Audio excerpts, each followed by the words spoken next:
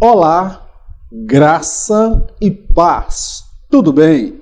Eu sou o presbítero Mauro Lúcio e hoje estaremos estudando mais uma lição no projeto Auxílio ao Mestre. E desde já eu conto com a sua participação e com a sua colaboração. Eu gostaria, meu amado irmão, minha amada irmã, professor e professora da Escola Bíblica Dominical, que você nos ajudasse a compartilhar esse vídeo. É isso mesmo, que você venha compartilhar com seus contatos, com seus amigos, com seus irmãos, com os demais professores, com alunos. Desta forma, nós estaremos promovendo a palavra de Deus. Assim eu peço com humildade, não tenho a pretensão de fazer disto aqui uma galinha dos ovos de ouro. O que eu penso é que de graça recebemos, de graça nós também damos. E a sua participação, compartilhando esse vídeo, curtindo, vai nos ajudar a propagar esta mensagem e este ensinamento da palavra do nosso Deus. Hoje nós estaremos estudando a lição de número 5, um inimigo que precisa ser resistido. Eu destaco o seguinte nesta lição, que embora Jesus tenha vencido Satanás lá na cruz do Calvário, todavia ele não está morto.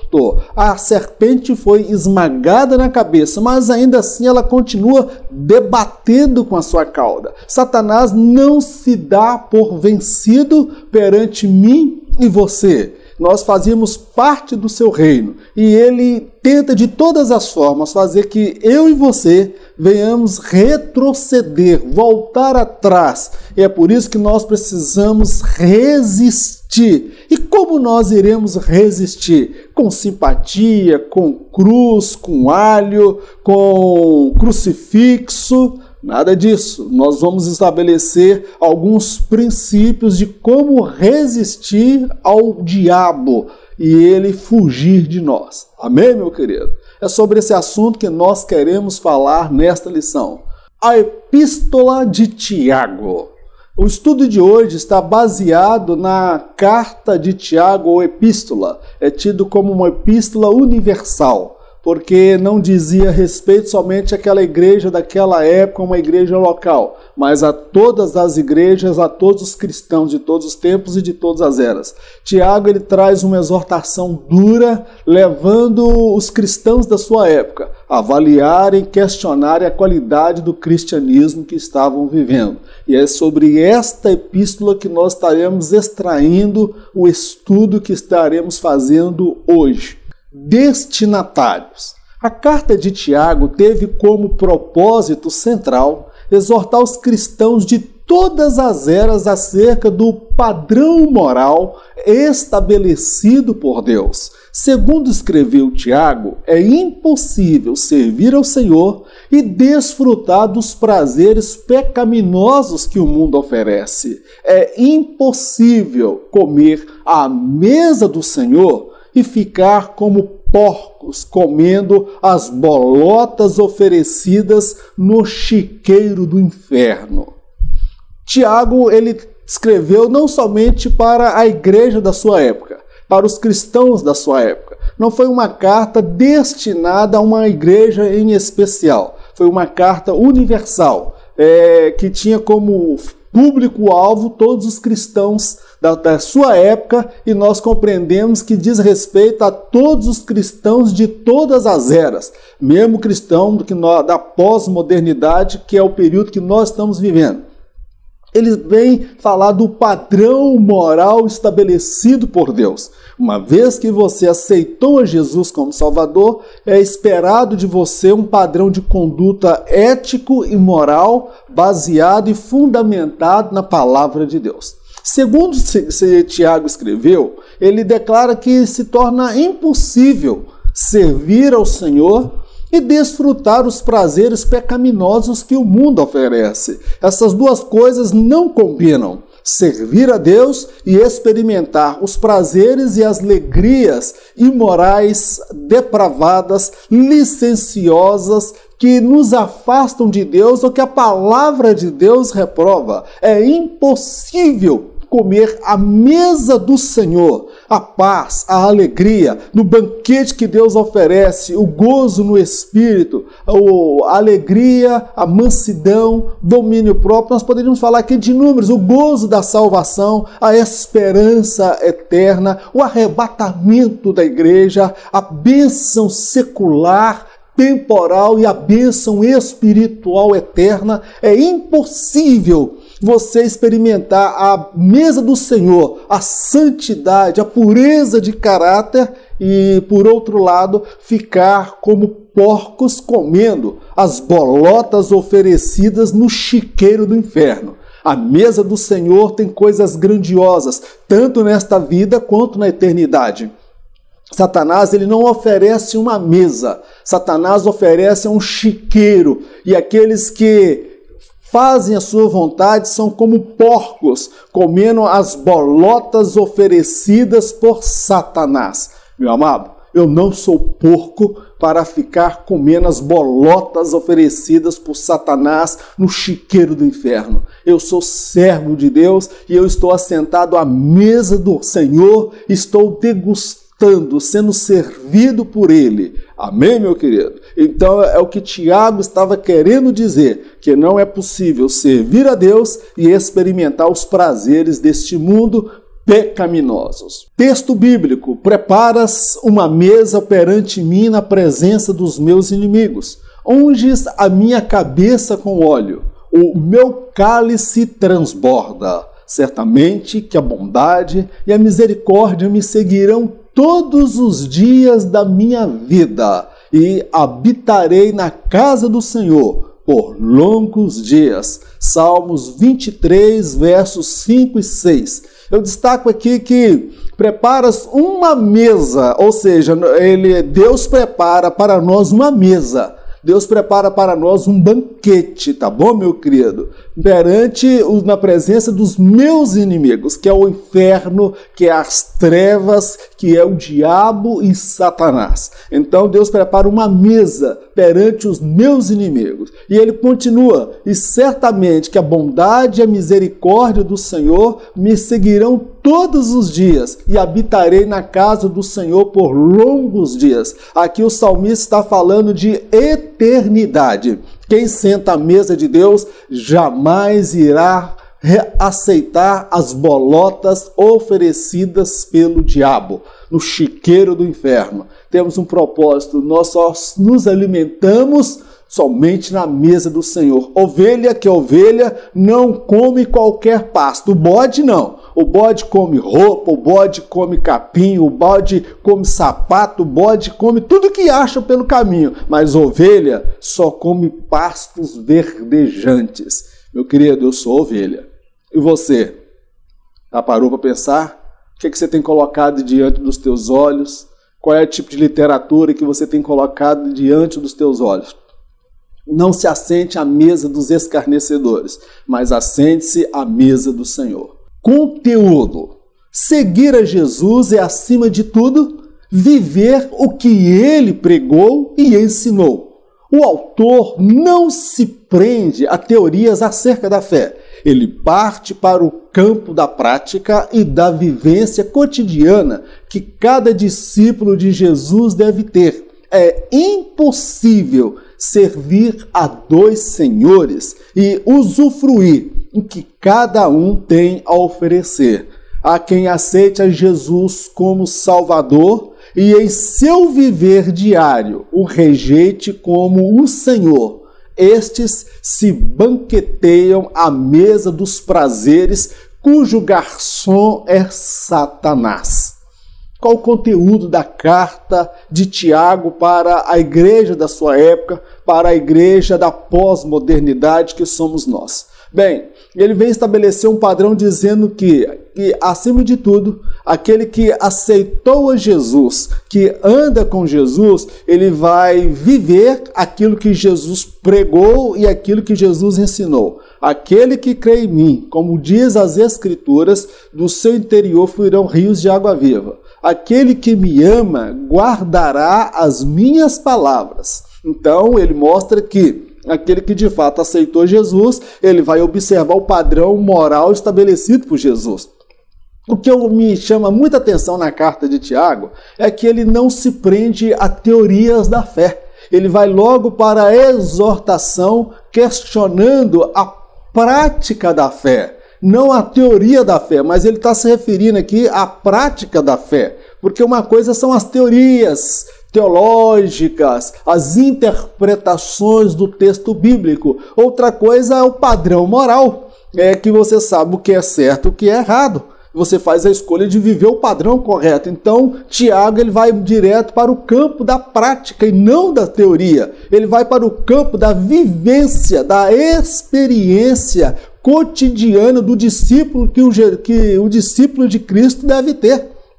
Outra coisa, é impossível servir a dois senhores. Jesus diz que não é possível servir a dois senhores. Você vai agradar um e entristecer o outro, mas Tiago estava escrevendo para um público que estava querendo servir a dois senhores. Primeiro, o Senhor Jesus. Eles queriam, mas Jesus para eles era o Salvador. Aceitaram Jesus como Salvador, mas não como Senhor. Como Salvador, eles entendiam que Jesus era aquele que perdoa os pecados e leva para o céu. Mas sem Jesus não estava sendo Senhor na vida deles, porque eles estavam vivendo uma vida voltada para os prazeres, para os deleites pecaminosos. Então, na prática do dia a dia, eles estavam negando o senhorio de Cristo. Então, eu destaco o seguinte, que há quem aceite a Jesus como Salvador e em seu viver diário rejeite como o Senhor. E quantos querem o céu, mas não querem abandonar o pecado? Quantos querem morar no céu, mas não querem abandonar a vida do pecado, o adultério, a prostituição, a mentira, o engano, o ódio, a cobiça, a avareza? Poderíamos falar aqui inúmeras coisas. Essas pessoas que adotam esta postura, elas se banqueteiam à mesa dos prazeres, cujo garçom é Satanás. Então, meu querido, não dá para você experimentar o que cada um desses senhores pode dar. Satanás, ele oferece coisas boas. Quem falar para mim que Satanás não oferece coisas agradáveis, coisas bonitas aos olhos, coisas que chamam atenção, eu vou dizer que você está equivocado. Ele é um garçom que vem oferecendo. Só que o prazer que ele oferece hoje será o seu tormento na eternidade, no lago de fogo eterno. Então, meu querido, eu já tenho quem me serve. Eu estou comendo à mesa do Rei da Glória. Eu estou comendo na mesa do Senhor. Eu não vou sentar à mesa de Satanás, onde ele será o garçom que vai servir para mim os prazeres, as orgias e a vida pecaminosa que vai me levar a me distanciar de Deus. Tiago estava falando para as pessoas: tome uma postura, assuma sua fé e sejam cristãos verdadeiros. Tema: o caráter cristão é a essência desta carta. Ao aceitar a salvação que Cristo oferece, todos vêm com um histórico de tendências, inclinações, paixões e hábitos que precisam ser deixados à medida que a ação do Espírito Santo e a palavra vão estabelecendo um novo padrão a ser vivido pelo discípulo. Após esse processo, surgirá um soldado valente, apto para guerrear contra as forças da maldade no mundo espiritual. Nós podemos definir o tema da mensagem de Tiago como caráter cristão.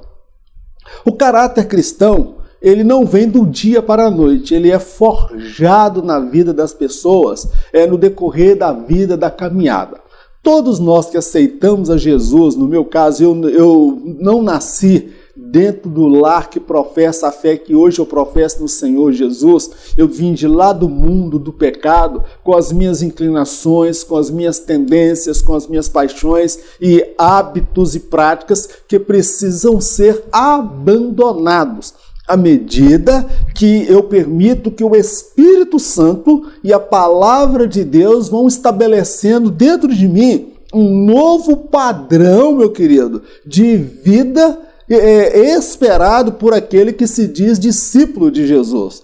Todo mundo que aceita Jesus pode ser um ex-ladrão, um ex-traficante, um ex-pedófilo, um ex-viciado em pornografia, um ex que toca o seu órgão genital para despertar prazer, para um prazer egoísta, sozinho, só ele, e com um tablet na mão, smartphone, ele viaja nas loucuras, e nós temos aí, todos nós viemos para a presença do Senhor com inclinações, tendências e paixões.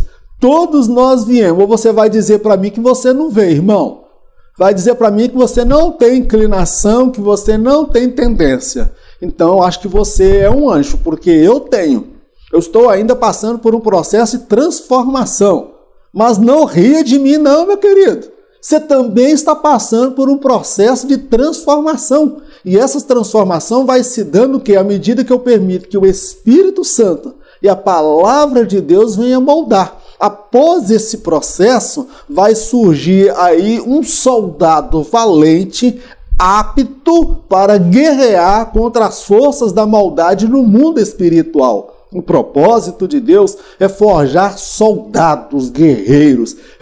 Por isso que ele é conhecido como o Senhor dos Exércitos. E ele quer pessoas que tenham primeiro um caráter cristão, para guerrear contra as obras das trevas, que não estejam divididas em dois pensamentos, cogitando se vão servir a Deus ou não. Então, o tema desta carta é caráter cristão. Seja um cristão autêntico, verdadeiro, um cristão que será um instrumento nas mãos de Deus. Você pode vir para a igreja todo cheio de problema, todo cheio de tendências, todo cheio de inclinações.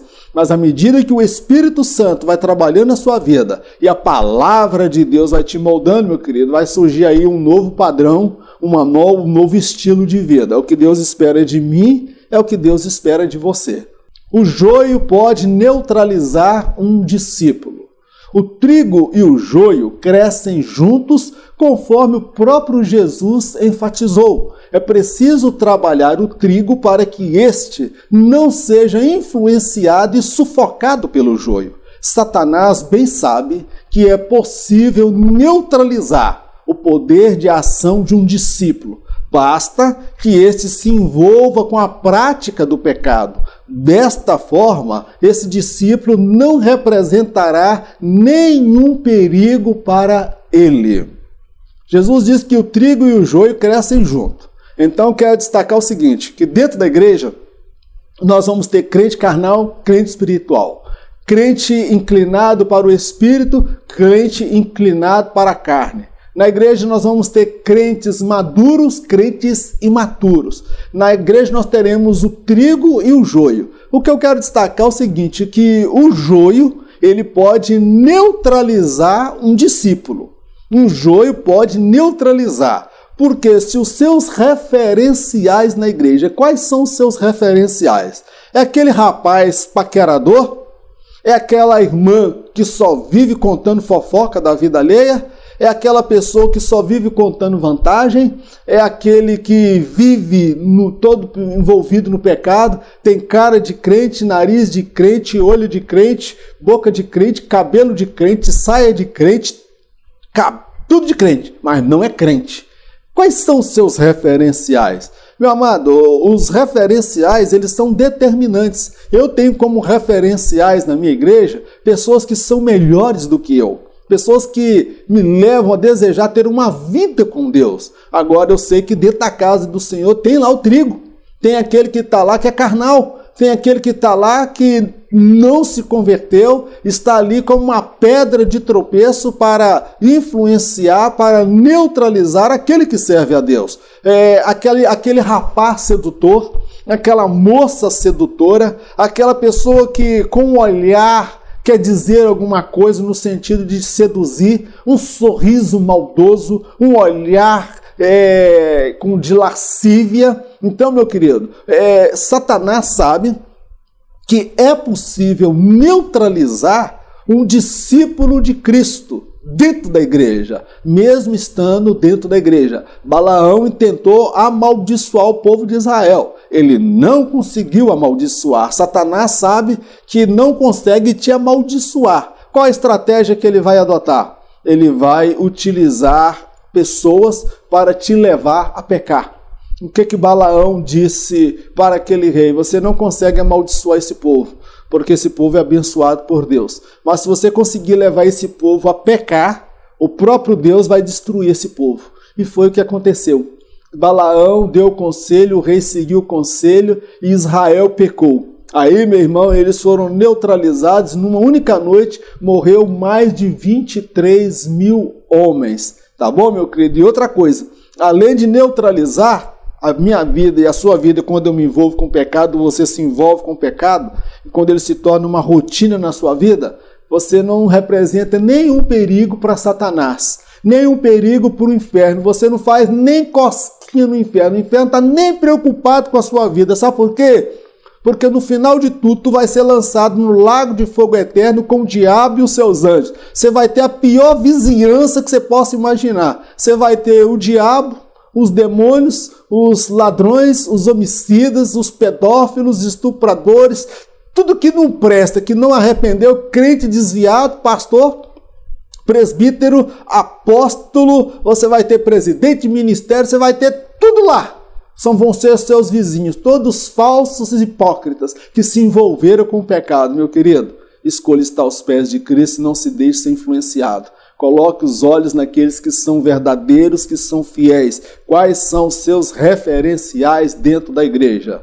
Espelhe-se em quem é melhor do que você, é mais santo do que você, ora mais do que você, participa mais da escola bíblica dominical do que você, e da boca dele nunca sai palavra de murmuração, sempre é palavra de bênção e edificação. Tópico 2, os deleites da vida. Nesse tópico nós vamos dar uma ênfase acerca dos deleites, dos prazeres. Meu irmão, se você disser para mim que o pecado ele não é agradável, que ele não é bonito, que ele não é atraente, que ele não é gostoso e desejável, eu vou dizer que você está indo contra a verdade bíblica. Eva, quando olhou para aquele fruto proibido, ela viu que ele era bonito, agradável e desejável aos olhos. Então nós vamos falar aqui de deleites, coisas agradáveis que agradam a carne, que agrada a natureza adâmica. Ou você não tem esse problema, meu irmão? Eu tenho esses problemas. E eu luto contra a carne para resistir a esses deleites. Sabe por quê? Eles vão me distanciar do meu Senhor. Eles vão me distanciar do Espírito Santo. E pior, eu vou acabar sendo lançado no lago de fogo eterno. E eu não quero ter o diabo e os demônios como vizinho, não. Quero morar no céu na eternidade. Guerras e pelejas.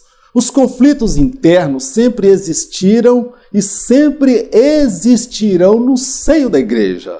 Em muitos casos, o inferno encontra uma brecha e um espírito de engano e confusão se infiltra na casa do Senhor, levando irmãos a brigarem, discordarem e, em casos extremos, o ódio começa a tomar conta dos corações. Somente através do discernimento de espíritos é possível identificar e neutralizar este espírito mensageiro de Satanás. Tiago, escrevendo a sua carta à igreja daquela época, aos cristãos daquela época, ele fala de guerras e pelejas. Havia dentro da igreja brigas e contendas. Alguns irmãos pensam que a igreja maravilhosa, abençoada, era a igreja primitiva. Ah, a igreja abençoada era a igreja primitiva. Meu irmão, a igreja primitiva tinha briga também. A igreja primitiva tinha contenda, tinha pecado oculto. Quem lembra lá em Coríntios, um rapaz que era amante da madrasta? Ser amante já é uma coisa terrível. Imagina então você colocar uns cornos na cabeça do próprio pai. O camarada fez o pai de corno dentro da igreja e ninguém tratou do assunto. Então na igreja primitiva tinha pecado, tá bom, meu querido? Vamos parar com esta ideia de que a igreja primitiva era a igreja padrão e modelo. Ela teve seus acertos, mas ela teve também os seus problemas. Então eu destaco que dentro da igreja sempre existiram e sempre existirão brigas, contendas, desavenças. Agora, nós precisamos entender qual é a fonte dessas desavenças, dessas pelejas, desses desentendimentos. Há desentendimentos dentro da igreja que são choques de temperamentos, de personalidade, de ideias. O primeiro concílio da igreja em Jerusalém, para tratar acerca dos usos e costumes para serem aplicados para os gentios, a Bíblia fala que houve uma contenda não pouca, ou seja, houve uma discussão. Irmão Mauro, mas lá no primeiro concílio de Jerusalém teve bate-boca, desentendimento, teve, mas ali eram choques de ideias. Ali não era um espírito de confusão. Agora eu preciso entender, meu irmão, que em alguns casos, ou em muitos casos, dentro da nossa igreja, Assembleia de Deus pelo Brasil afora, o que nós temos tido notícia, eu não sei se na sua região está acontecendo isso, são brigas, disputas pelo poder, disputa por cargo, batalhas, discussão, processo judicial, pessoas brigando para ocupar cargos elevados. Não é por causa de amor à alma, mas é por causa de dinheiro. E nessas pelejas de batalha entra o quê? Satanás encontra uma brecha e entra um espírito de engano e de confusão que se infiltra dentro da casa do Senhor. Eu posso afirmar com toda certeza, sem medo de errar, que dentro da nossa instituição, Assembleia de Deus no Brasil, nós precisamos orar para que o Senhor venha revelar e arrancar esse espírito de engano e de confusão que está dentro dessa instituição, meu querido. Olha o nosso centenário, o que aconteceu? Pode dizer que foi nem centenário, foi quase centenada. Briga, confusão, meu irmão, entre a CGADB e a Igreja Mãe, onde Daniel Berg Gunavini iniciou o trabalho, entendeu? E de lá para cá, a última eleição da CGADB, olha que coisa mais ridícula que foi, meu irmão. Que espírito de engano do inferno foi esse, meu irmão? Aí você fala, não, irmão Mauro, você está sendo muito radical, você está criticando a instituição, meu irmão. Jesus, ele era judeu e criticou o judaísmo. Eu tenho que falar da instituição que eu sirvo, eu não vou falar da batista, da presbiteriana, da metodista, eu não vou falar de outras instituições, eu vou falar da instituição que eu sirvo, que eu amo, que eu me identifico, mas agora eu sou crítico para entender que há no nosso segmento espírito de engano. Pessoas que mexem com as emoções das pessoas, esse espírito de confusão que está no nosso meio, meu irmão. Somente através do discernimento de espíritos, que é um dom espiritual, o que a igreja brasileira hoje mais precisa. Não é de carro, não é de dinheiro, não é de cura. Você pode ter tudo isso e ainda assim perder a salvação. O que a igreja brasileira hoje mais precisa, meu irmão, é discernimento de espírito para compreender de onde estão vindo essas pelejas, esses escândalos, essas vergonhas e essas disputas, porque somente identificando esse espírito do engano, esse espírito da confusão, é que nós poderemos neutralizar esse mensageiro de Satanás através do jejum da oração. Quando a igreja se reunia, clamava e Jesus mandava fogo e pessoas caíam possessas. Crentes caíam possessos, endemoniados, confessando seu pecado, confessando a mentira, confessando o engano. Nós precisamos de ver isso no nosso meio, discernimento espiritual. Discernimento espiritual. Tá bom, meu querido? os deleites. Muitos cristãos sinceros travam uma ferrenha batalha contra os impulsos da sexualidade. Já outros travam uma batalha contra a avareza ou o amor ao dinheiro e às coisas. Aqueles que não conseguem dominar a glutonaria. Estamos inseridos em meio a uma sociedade hedonista, a qual vive em função da satisfação dos prazeres carnais. A prática do jejum pode gerar bons resultados contra esta cultura diabólica. Meu querido, eu não sei você, mas o meu telhado é de vidro. Eu travo uma batalha ferrenha contra algumas áreas na minha vida. Há pessoas que travam batalhas ferrenhas contra os impulsos da sexualidade. Quem trava essa batalha, levanta sua mão aí. Você não levantou a mão não, né, irmão? Tu é anjo, né? Tu não tem esse problema de atração com sexo oposto, não.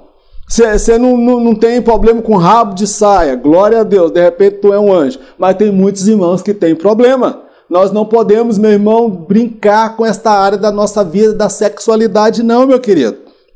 Nem José brincou com essa situação quando a mulher de Potifar botou todo mundo para fora da casa e chamou José. Talvez ela colocou a peça, a lingerie mais sensual que ela tinha. Ela se despiu diante dele. Meu irmão, ele era homem, tudo funcionava, tinha testosterona, ele tinha ereção, ele tinha desejo, ele era hétero, ele gostava de mulher. Mesmo tendo temente a Deus, no sangue dele não corria azeite não, meu irmão. No sangue dele corria era sangue. Ele tinha hormônios, atração. Ele, perna para quem te quer, meu querido. Ele correu de medo da mulher de Potifar? Não. Eu sou da opinião que ele não correu com medo da mulher de Potifar, não. Ele correu foi de medo das reações dele. Porque as situações, meu irmão, que a gente consegue controlar. Agora, se eu fico exposto ao pecado, à tentação, a uma mulher sedutora que está sempre me cantando, que está sempre me olhando com olhar de segunda intenção, mesmo na casa de Deus, meu irmão, vigia, chega junto na área, minha irmã, dá a devida atenção ao seu marido, a mulher dá atenção ao marido e o marido à mulher para que ambos não venham cair no laço do diabo. Já outros, que a batalha dele, os deleites, a tentação dele são aqueles que diz respeito à avareza, o amor ao dinheiro e às coisas. É aquela pessoa que tem paixão com as coisas, com dinheiro. Ele tem amor ao dinheiro, de querer ter, possuir, conquistar. Mas não é aquele conquistar com trabalho só, não. Ele idolatra as coisas. Ele quer possuir cada vez mais e mais. E a Bíblia fala que o amor ao dinheiro é a raiz de todos os males. Há muitas pessoas que têm essa fraqueza, querem ocupar cargo na igreja, mas não é para mostrar trabalho não. Eles querem ocupar um cargo mais alto por causa do dinheiro, meu querido. Há muitas pessoas que abrem igreja, não é porque tem amor à alma, não, meu querido. É por causa do dinheiro, pequenas igrejas, grandes negócios. Camarada não estudou, não fez faculdade, amanhã está dizendo que é conferencista internacional. E depois sair vendendo seus DVDs, sair vendendo seus livrinhos, lá ir vendendo aquelas apostilazinhas que não custa R$2 o xerox, vendendo por R$30, meu querido. Então, meu irmão, vamos tomar cuidado, tem muita gente que vendeu o ministério dele por causa de dinheiro. Há muitas pessoas que tinham uma chamada de Deus, mas por causa do dinheiro perdeu o ministério. Outros tem tentação de dominar a glutonaria. Mas, irmão, mal é pecado? A Bíblia fala que é pecado. Você não tem controle sobre o seu apetite, porque um dos frutos do Espírito é temperança, domínio próprio, meu querido. Há pessoas que morrem até antes da hora, porque come mais do que deve. Come muito açúcar, gordura, fritura, estilo de vida, meu irmão, sedentário, depois da doença, diabetes, parece até que é a prima do diabo, né? Ou dançarina do diabo, diabetes. Tinha o chacrinha com as chacretes, tinha o bolinha com as boletes e o diabo com a diabetes. Aí depois vai botar a culpa no diabo. Não é o diabo não, meu irmão. Em muitos casos é glutonaria. Verdade que há pessoas que têm problema de insulina, o organismo não produz. Mas muitas doenças que nós nos deparamos, elas são decorrentes do estilo de vida que nós adotamos. Então, eu destaco o seguinte, que nós estamos inseridos em meio a uma sociedade hedonista. O que é uma sociedade hedonista? É uma sociedade que vive em função da satisfação dos prazeres carnais.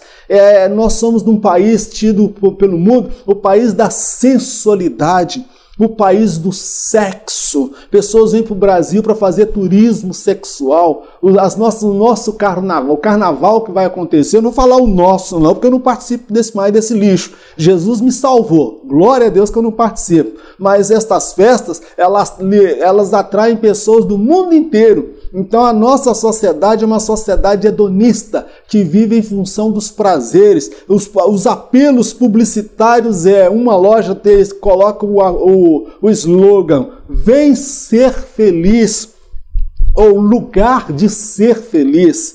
Parece que só existe esta vida, não existe projetos para a eternidade, não existe nada além desta vida. Agora eu quero trazer aqui uma boa notícia. Como você consegue vencer os impulsos da sexualidade? Como você consegue vencer a batalha contra a avareza, o amor ao dinheiro? Como você consegue vencer a glutonaria e todos os prazeres que a Bíblia condena? Meu irmão, a prática do jejum. O Espírito Santo de Deus, nesse trimestre, me deu a direção de eu passar 3 meses em jejum. E esses 3 meses desse trimestre, dessa lição, Batalha Espiritual, eu estou consagrando ao Senhor. Irmão Mauro, mas aí se você está jejuando e fala para os outros, não tem validade nenhuma. Meu irmão, eu estou falando nesse sentido que é para estimular você a participar do período também de jejum, de consagração, porque você vai queimar esta carne. Você vai crucificar esta carne. Você vai dizer que quem manda aí não é a carne. Quem manda aí é o Espírito. Jesus disse, vigiai e orai, porque o Espírito é forte, mas a carne é fraca. Nós precisamos dominar esta carne, meu irmão. A carne quer sabotar os nossos projetos e os nossos sonhos espirituais. Então, contra esses deleites, nada melhor do que a prática do jejum e da oração, para vencer essa cultura hedonista diabólica. Cobiçosos e invejosos. A cobiça se caracteriza pelo desejo irracional de ser igual a alguém ou possuir o que ela tem. Esse mesmo sentimento habitou o coração de Lúcifer. Ele queria ser igual a Deus e receber a adoração que ele recebia. A inveja é a tristeza de ver o sucesso e a realização do outro. Trata-se de um sentimento satânico por não levar em consideração os vales e desertos pelos quais o outro passou para chegar onde chegou. Tiago ele vem tratando de 2 sentimentos perigosos, cobiça e inveja. Tiago ele era chapa quente. Tiago ele não seria convidado para pregar em Camboriú, ele não seria convidado para pregar nos Gideões, porque a mensagem dele era uma mensagem que não massageava ego de ninguém. Ele chamava a plateia de cobiçosos e invejosos. O que é o cobiçoso? O cobiçoso, meu irmão, é aquele que ele tem um desejo de ser igual a alguém, tomar o lugar daquela pessoa ou possuir aquilo que a pessoa tem. Trata-se de um desejo irracional, que ele quer ser igual àquela pessoa ou ter aquilo que ela tem. E nesse mesmo sentimento, ele habitou um dia o coração de Lúcifer. Olha o que Lúcifer queria. Ele queria ser igual a quem? Ele queria ser igual a Deus. Ele queria ter o que Deus tinha. Ele queria receber o que Deus recebia, que era a adoração. Então, esse sentimento de cobiça é um sentimento satânico que habitou um dia o coração de Lúcifer. Então, meu querido, não é pecado você querer crescer na vida, você querer ser um médico, um advogado, um juiz, você querer ser um jornalista, você querer ser um enfermeiro, uma costureira, alguém bem-sucedido que tem carro, a casa do ano, que é bem financeiramente. Isso não é pecado. Agora, é pecado quando você vê o outro conseguir isso e você querer cobiçar, desejar tomar o lugar dele, desejar a mulher do outro, o marido da outra, ter o lugar dela, ter o que ela tem. Meu irmão, tem muita gente na igreja com esse sentimento. Esse sentimento é satânico. Nós estamos falando de batalha espiritual. E falando agora da inveja. A inveja, meu irmão, ela se caracteriza que é um profundo sentimento de tristeza ao ver o sucesso e a realização do outro. O invejoso, irmão, quando ele vê o sucesso do outro, ele cai o semblante, ele fica revoltado, ele fica azedo, ele fica, meu irmão, de cara feia quando ele vê o sucesso do outro. Ele parece estar com o espírito do cão na vida dele. Porque você fala, olha, você está sabendo o que aconteceu com o irmão Joaquim? Não, o que eu tenho? Rapaz, o irmão foi aprovado no curso de medicina na Federal e agora ele vai fazer medicina. Você acredita que ele passou? Você está sabendo o que aconteceu com o irmão Felipe? O que aconteceu? Tirou a carteira de habilitação, passou de primeira. Irmão, você quer conhecer quem é seu amigo? Se você virar para um amigo, falar que você bateu o carro, que o smartphone quebrou, que uma tragédia, perdeu o emprego, ele vai se condoer com você. Agora, se você falar com ele, ganhei aumento salarial, passei no concurso do Banco do Brasil, da Caixa Federal, eu estou ganhando agora, o meu patrão dobrou o meu salário, e você começar a contar somente a bênção e vitória, e ele mudar o semblante e ele cair, pode ter certeza que ele tinha inveja de você. Tá bom, meu querido? Então, a inveja é o sentimento de tristeza. E por que ele é diabólico? Porque ele não leva em consideração os caminhos pelos quais a pessoa passou para chegar onde ela chegou. A inveja, ela não leva em consideração os vales e os desertos que a pessoa passou. É fácil você ter inveja do médico que tem uma casa no centro da cidade, que tem uma casa luxuosa com vários empregados, mas você sabe quantos anos que ele passou estudando?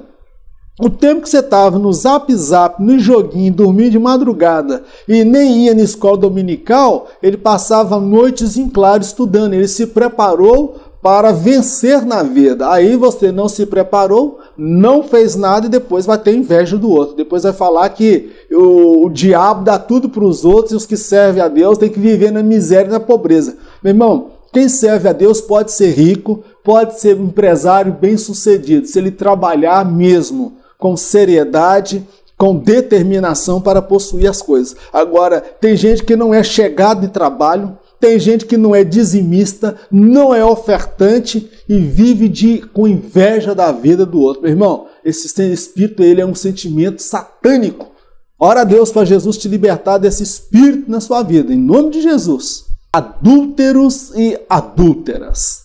Trata-se de uma linguagem metafórica adotada pelo escritor. A ênfase é destacar a infidelidade a Deus por parte dos cristãos da sua época. Ao aceitarmos Jesus como Senhor e Salvador, uma aliança é estabelecida no mundo espiritual. Ao cedermos às tentações e aos encantos de Satanás, agimos como adúlteros e adúlteras espirituais. Jesus é o noivo fiel nesta relação e Satanás se apresenta como o amante que seduz os infiéis.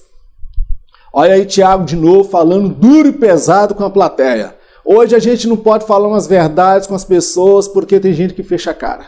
Graças a Deus que eu não recebo dinheiro para fazer esse trabalho, porque senão tinha muita gente que deixaria de assistir porque eu estou falando algumas verdades aqui que dói. Meu irmão, Tiago vira agora para o público, para as pessoas cristãos, chamando eles de adúlteros e adúlteras. O que ele estava querendo dizer? É uma linguagem metafórica cujo objetivo é falar da infidelidade, de trair. Que quando nós aceitamos a Jesus, no mundo espiritual, eu tenho aqui a minha aliança de casado.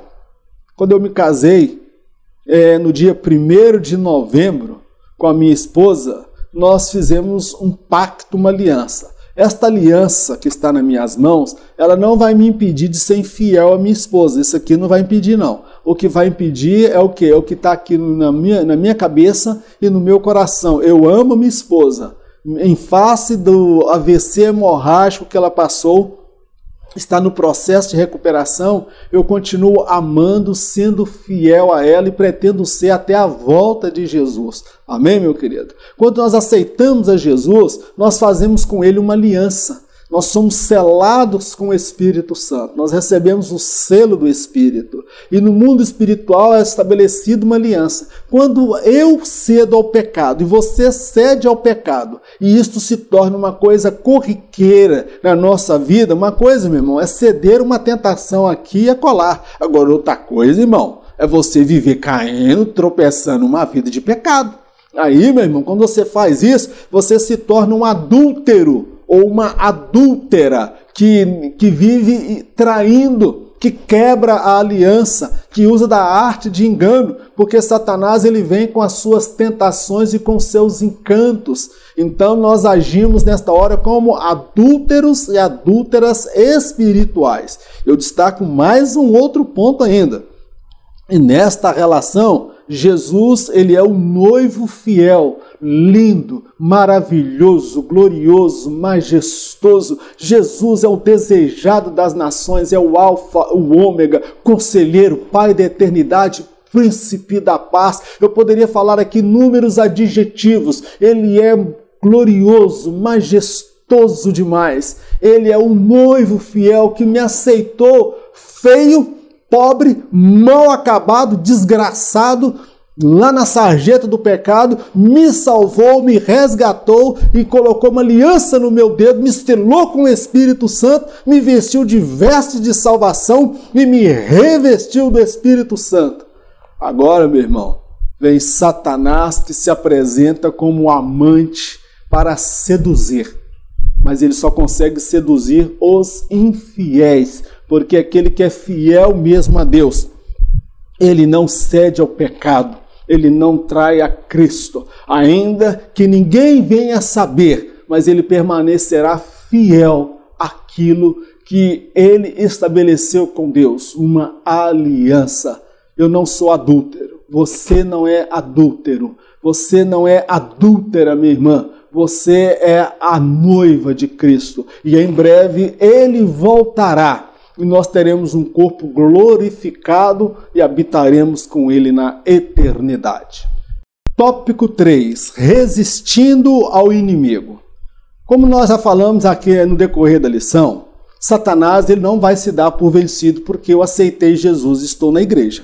Ele vai fazer de tudo para poder me neutralizar, para você se envolver com o pecado, para você desistir, para você ser um Zé Ninguém na casa de Deus, apagado no mundo espiritual, para você se tornar um adúltero, para você participar do chiqueiro dele, para você comer a mesa dele, as bolotas que ele dá, para você se envolver com os prazeres e as orgias desse mundo. Mas ele precisa ser resistido. Então, resistindo ao inimigo. O que é resistir? Ah, irmão Mauro, eu lembro que eu tive uma tentação um tempo atrás que eu resisti. Não, meu irmão, todo dia nós passamos por tentação.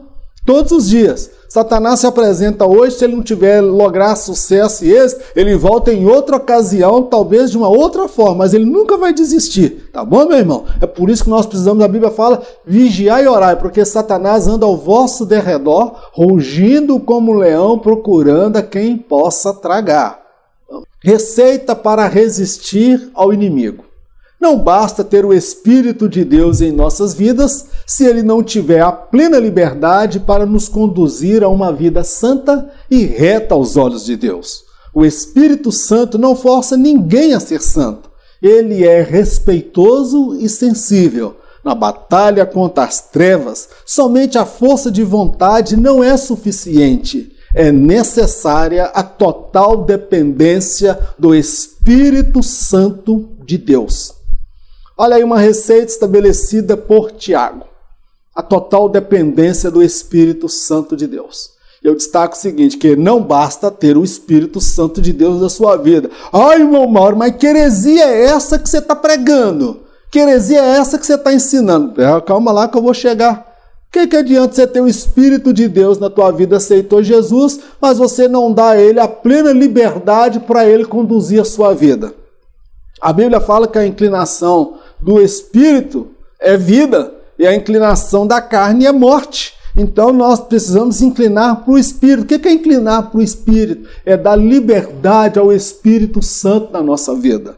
Eu destaco mais uma coisa, que o Espírito Santo, ele não força ninguém a ser santo, tá bom, meu querido? O Espírito Santo, ele não atropela o livre-arbítrio de ninguém.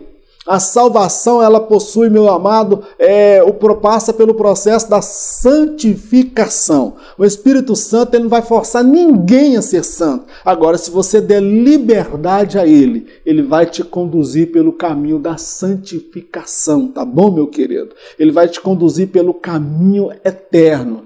Outra coisa, o Espírito Santo, ele é respeitoso e sensível. Ele não força ninguém, diferente de Satanás. Satanás, ele não respeita marido que tenha lá a sua honra, a sua dignidade, que tem nome. Ele vem para destruir, mas o Espírito Santo, ele está do nosso lado.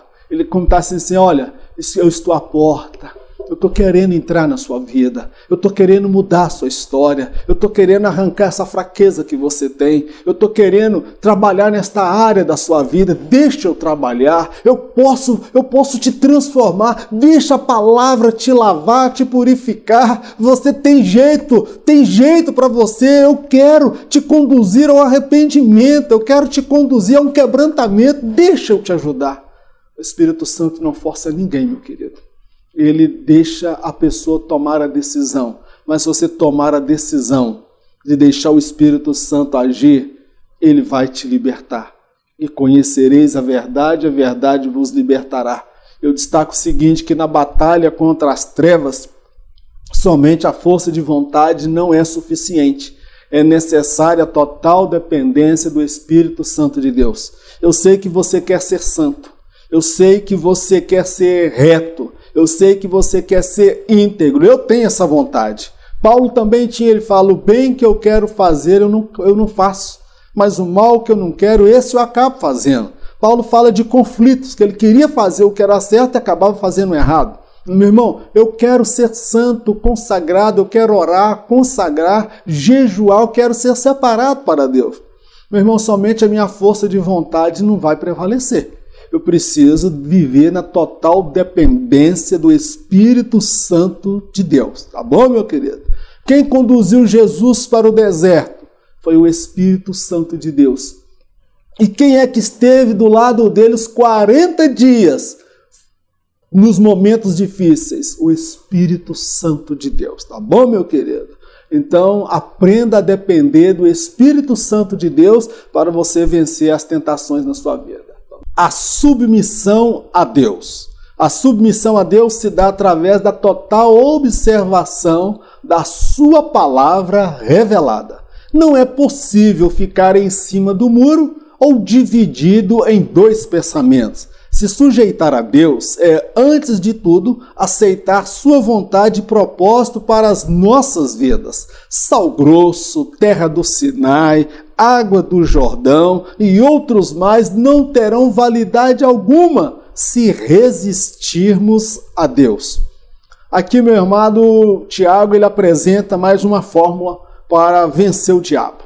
O diabo não tem medo de sal grosso, o diabo não tem medo de terra do Sinai, o diabo não tem medo de água do Rio do Jordão, o diabo não tem medo de alho, de crucifixo, o diabo não tem medo de estaca, diabo ele tem medo e bate em retirada quando ele vê um homem e uma mulher que de fato é submisso a Deus. É aquele que se sujeita à palavra de Deus, é aquele que tem na direção de Deus, a sua vida orientada pela orientação e a direção que Deus estabelece para ele através da sua palavra. Não é possível, meu irmão, ficar em cima do muro dividido em dois pensamentos. Você se sujeitar a Deus é, antes de tudo, você aceitar a vontade dele para a sua vida. E o que é a vontade de Deus? Nem sempre a vontade de Deus será agradável. A vontade de Deus, às vezes, ela pode ser dolorosa, mas quando nós nos sujeitamos a Deus, o Tiago fala, sujeitai-vos, portanto, a Deus e resisti o diabo e ele fugirá de vós. Tá bom, meu querido? Não adianta sal grosso, terra de Sinai, água do Rio Jordão, esses amuletos aí que nós vimos que veio de lá do período da igreja medieval, as indulgências, tomaram outro nome agora. Então, meu irmão, com a ascensão das redes sociais, então, isso se torna um perigo, essas indulgências. O que adianta a terra do Sinai se o Deus do Monte Sinai não está no teu coração? O que adianta a água do Rio Jordão se o Jesus que foi batizado no Rio Jordão você não teme e não respeita? Me faz lembrar nos dias do profeta Samuel, ou do sacerdote Eli, que o povo pegou a arca da aliança, colocou nas costas Ofni e Finéias. Adúlteros, promíscuos, imorais, pegava todas as mulheres dentro do templo do Senhor, não escapava uma e estava lá carregando a arca da aliança na guerra. Morreu os dois miseráveis com a arca de Deus nas costas. Não adianta carregar objeto consagrado a Deus se o seu coração não é de fato consagrado a Deus. Não adianta carregar a arca da aliança se você quebrou a aliança com Deus. Sujeitai-vos, portanto, a Deus, mas resisti ao diabo e ele fugirá de vós. Os lamentos e os resultados. Aqui é apresentado uma receita. A avaliação de si mesmo e o reconhecer que algo está errado e precisa ser mudado. Para que as mudanças ocorram em nossa volta, é preciso mudar primeiro a forma de pensar, sentir e viver. Trata-se de uma mudança interna, que não vem acompanhada de fórmulas milagrosas ou promessas sem fundamento bíblico. Aqui, meu amado Tiago, ele traz uma reflexão. Ele fala assim, lamentai-vos. Então, o que é lamentar? É sentir um pesar. É uma introspectiva, é você olhar para dentro de si mesmo. Muitas vezes nós queremos que o mundo mude à nossa volta, que as pessoas à nossa volta elas venham mudar. Mas a receita de Tiago é lamenta, para pensar. Faz uma reflexão de si mesmo. Para avaliar a qualidade do cristianismo que você está vivendo. Se condiz com a palavra de Deus.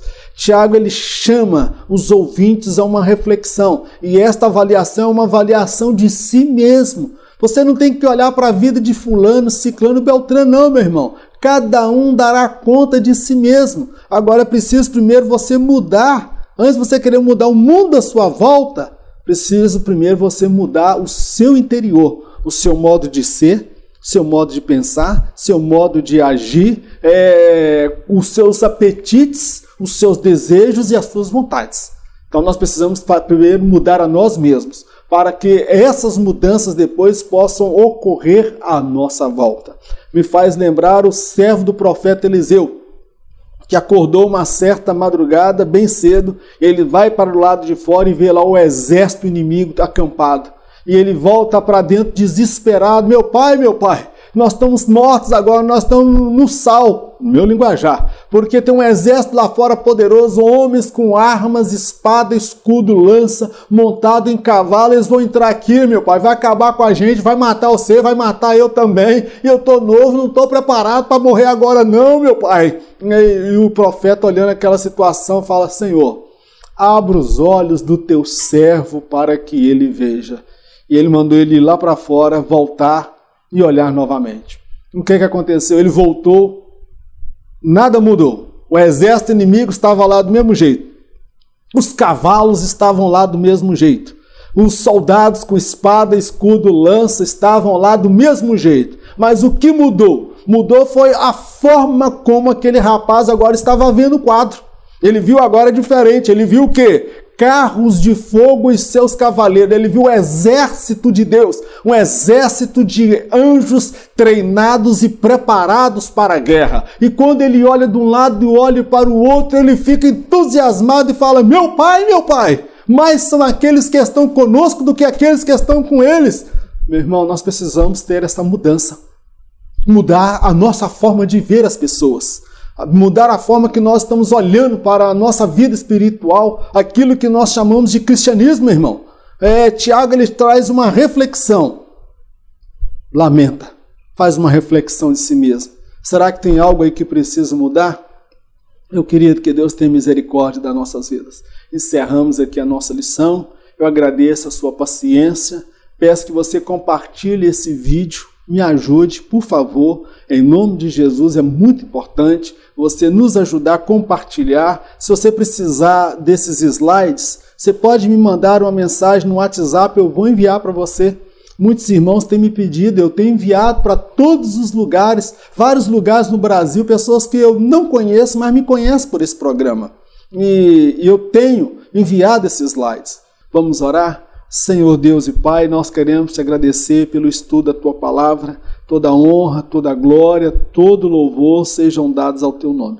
Te agradecemos, ó Pai, porque até aqui o Senhor tem nos ajudado, nos fortalecido. Meu Deus, ensina-nos a sentar à mesa do Senhor. Na mesa do Senhor tem paz. Na mesa do Senhor tem alegria. Na mesa do Senhor tem gozo. Na mesa do Senhor tem esperança. Na mesa do Senhor tem santificação. Na mesa do Senhor tem arrebatamento. Na mesa do Senhor tem galardão. Na mesa do Senhor tem eternidade. Na mesa do Senhor tem vestes brancas. Na mesa do Senhor tem do bom e do melhor. Ensina-nos a ser fiel ao noivo, lindo, maravilhoso, glorioso que é Jesus Cristo. Que não venhamos ceder à tentação, meu Deus, do amante, meu Deus, Satanás, que se apresenta para seduzir aqueles que estão na sua casa. Meu Deus, dá-nos a graça de sermos achados dignos, de sermos alcançados, preparados, santificados para o grande dia da Tua volta. Meu Deus, nós te agradecemos por tudo, no nome de Jesus. Amém. Que o grande amor de Deus, a graça do nosso Senhor e Salvador Jesus Cristo, as doces consolações do Espírito Santo de Deus, seja com todo o povo de Deus, não somente hoje, mas para todo sempre, em nome de Jesus. Amém. Glórias a Deus. Irmão, eu tenho uma má notícia para te dar. Em caso de arrebatamento, eu não estarei aqui para ministrar a próxima lição. Amém? Amém nada, irmão Mauro.